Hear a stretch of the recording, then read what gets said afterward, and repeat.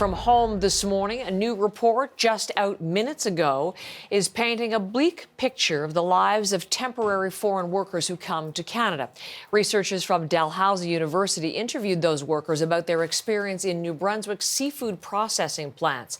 And Brett Ruskin has the details this morning of what this report found. Brett.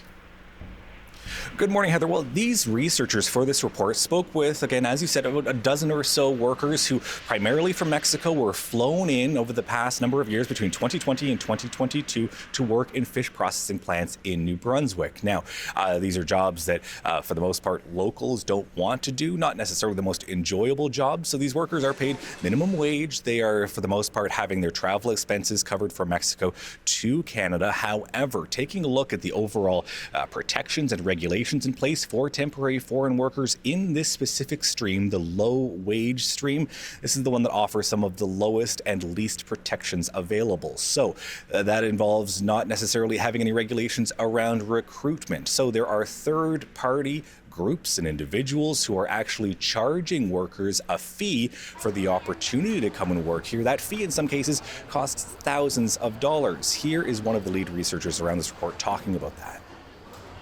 So this is not something that, the employers are doing wrong here by any means. We're not saying that.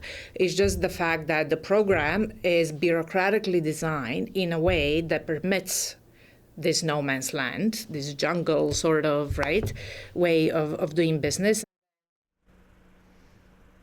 And so, again, not necessarily the employer's fault, but certainly there are, the regulations around how they are, how these workers are cared for and where they are housed and lodged. There's no regulations around that. So lots of them are in overcrowded situations, overcrowded lodging. And that is something that many of these employees who spoke anonymously to these researchers who have their identity held back so that they can't be identified, said that the conditions aren't great in these working environments. Heather. And Brett, any sense from the researchers what they hope happens with this investigation and information?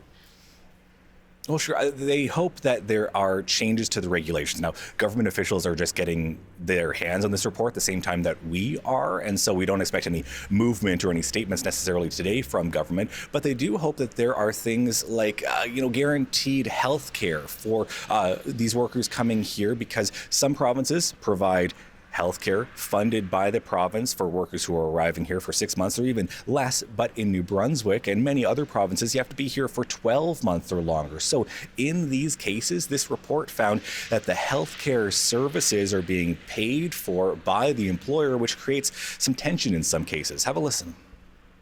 We had an instance in our sample when someone had, so they were saying that the lobster smell is very strong, and someone had a tachycardic accident. So the workers called the ambulance at work, but then they got sort of scolded for calling it.